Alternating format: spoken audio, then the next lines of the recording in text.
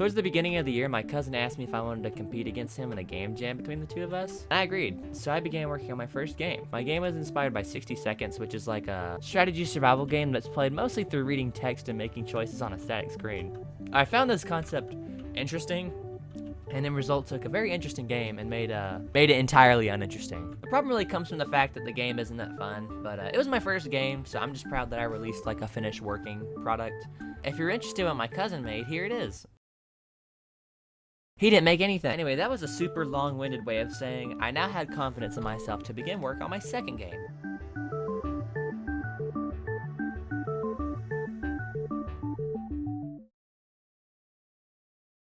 Have you ever played one of those simulator games on Roblox? Those games where you click a button to obtain better stats? It's kind of like a clicker game if I had to compare it to something else. This is what I loosely wanted to base my game off of. So I started by creating a character object and naming it Branson, as he was the protagonist of the game. Then I added simple movement by getting an input of -1 to 1 depending on which key we're pressing, either A or D, and then multiplying it by a variable I made for movement speed. I don't like this movement a whole lot, but the gameplay isn't really focused on movement, so I don't mind leaving it like this, and also I don't really know how to do anything better, so moving on. Next, I added the main gameplay, which is pressing the spacebar in order to build up a score and playing a sound effect. Now that we have basic gameplay, it's time to add upgrades that you can work towards and purchase using the points you've accumulated.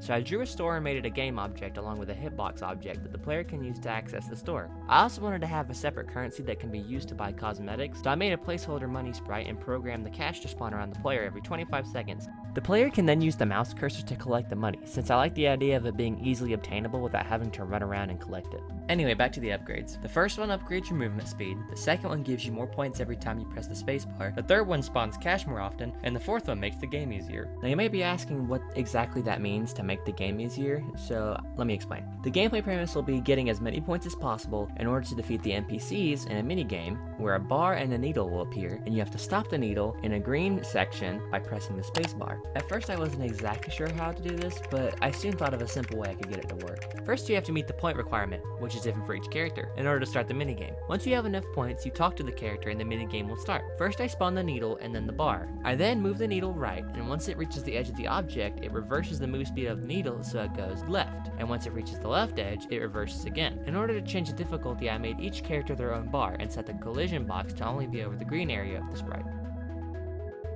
I only made 3 characters, but I could add more in the future since everything is done from this one script. All I'd have to do is make a new character object and a new bar object for that character. Now all that's left is adding that customization I mentioned earlier and making the map look nicer. So I made this tile set, which does not look very good because 1, I can't really draw to begin with, and 2, I haven't made a tile set before. But I think it's good enough for this small game. I made 6 different hats: a top hat, cube hat, plunger hat, 2 Dandy's World hats, my friend really likes that game, and then whatever this is. My cousin requested it, and I delivered, okay? Don't blame me, blame him. Lastly, I added a system that requires you to unlock the hats as you play the game and level up. When initially planning this game out, I wrote down leveling system as if I knew how to do that, so it ended up being pretty linear and unsatisfying to level up. It does work though, and I have a few of the hats unlock conditions based on your level, although after it launched, it was brought to my attention that I did not implement it for one of the hats, so I had to go patch it later. Also, I recorded my friend's reaction to the game, so here's what they thought of it. Whoa! Is there a menu? Okay, that just closes. Wow. Wow. Okay. Wow, let's look at the UI! There's mog points. I like that animation. I don't have feet. That's cool. Freaking Curious George over here. Price is lower than your mama. Wow. Oh. One mug. Okay, that's actually a really good pun. Eugenics. I like that. Cash moolah. Money spawn rate increase. Poo butt. Slow down the mog needle and get in minigames. Who's this? Hi, I'm Joy. Hi, I'm Joy. Hi, I'm Joy. Can I kill him? Whoa, top hat, plunger hat, cube hat. Yes! He strolls through the town at establishing a Mog's Alley. Where's Oregon? Dude, I suck at freaking topography. In games like this, all I care about is that number going up. Wait a minute, what? It was really fun. It's a really good experience. It's a good game.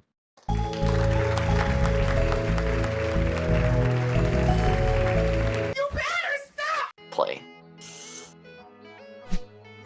Why am I doing the Michael Jackson pose? I'm about to start singing Thriller over here. Store. Okay, we got this. Why is everything? It's so far. Hey, what's up, dude? Hot money. You can call me Sam, bro. I don't talk like that. What the? You level up. You're on level 1. Right. You know what's crazy? I can't even recognize who. Hi, I'm Joy.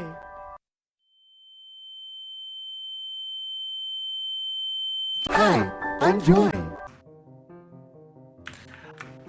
Why is he round? Like it looks like he has like a planet body, like a planetary body. Are you ready for this? Are you ready? Okay, watch. Let me crack my nut.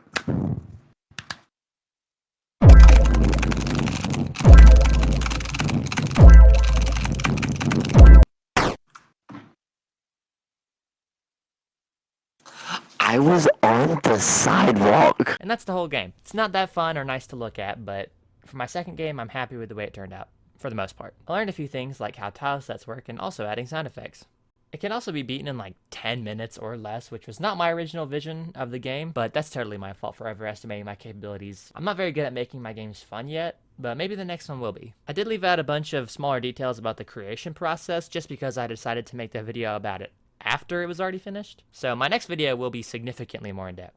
If you want to see how I made my previous game mentioned at the beginning of the video, I'll probably make that at some point soon. Until next time.